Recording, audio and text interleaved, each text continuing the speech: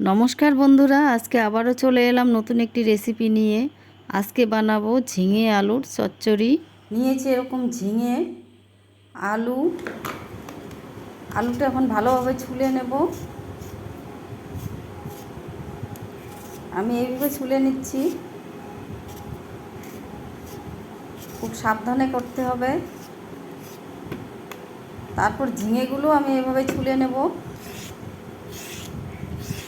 বন্ধুরা, ভিডিওটি শুরুর থেকে শেষ পর্যন্ত দেখার অনুরোধ রইল। দেখুন, আমি এভাবে ছুলে নেব সবগুলো ঝিঙে। এটি খুব সুন্দর একটি রেসিপি, ভাত, রুটি, পরোটা সব কিছুর সঙ্গেই ভালো লাগে খেতে। তারপর আমি এভাবে কেটে নেব।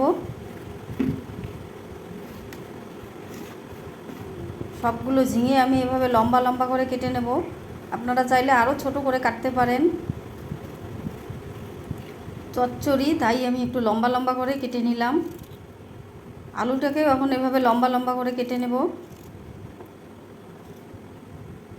কেটে ভালোভাবে আমি ধুয়ে নিলাম। গ্যাসে কড়াই বসিয়ে দিয়েছি। কড়াই গরম হয়ে গেছে, সরিষার তেল দিয়ে দিলাম। তেল গরম হলে দিয়ে দিলাম পাঁচফোড়ন,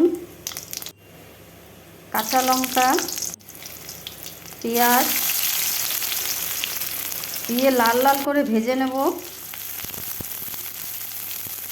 পেঁয়াজটা থেকে সুন্দর একটা গন্ধ বেরোবে, কালারটা চেঞ্জ হয়ে যাবে। দেখুন, এরকম লাল লাল হয়ে গেছে।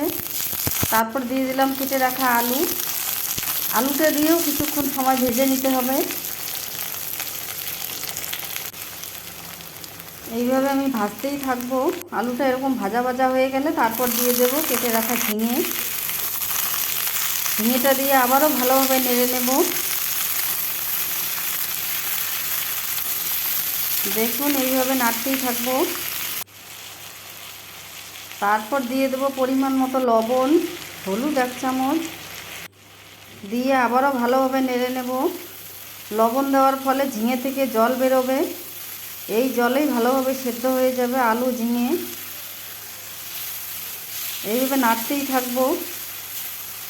ঝিঙেটা ভালোভাবে ভাজা না হলে জল জল লাগে, খেতে ভালো লাগে না। তারপর দিয়ে দিলাম সরিষা, রসুন, কাঁচা লঙ্কা একসঙ্গে পেস্ট করে নিয়েছি। এরকম ভাজতে ভাজতে জলটা শুকিয়ে এসেছে। তারপর দিয়ে দেব গরম জল। তো বন্ধুরা, আশা করি আমার আজকের রেসিপিটি সবার ভালো লেগেছে। সামান্য একটু চিনি দিয়ে দিলাম টেস্টটাকে ব্যালেন্স রাখার জন্য। আমার আজকের রেসিপিটি যদি আপনাদের ভালো লেগে থাকে, লাইক, কমেন্ট, শেয়ার করতে ভুলবেন না। সাবস্ক্রাইব করে আমার পাশে থাকবেন। পাশে থাকা বেল বাটনটি প্রেস করে রাখবেন। আমি যখনই নতুন কোনো রেসিপি আপলোড করব, সবার আগে আপনাদের কাছে পৌঁছে যাবে। রান্নাটি হয়ে গেল, নামিয়ে নেব। তো বন্ধুরা, আজ তাহলে এ পর্যন্তই। আবারও দেখা হবে নতুন কোনো এক রেসিপি নিয়ে। সবাই ভালো থাকবেন, সুস্থ থাকবেন।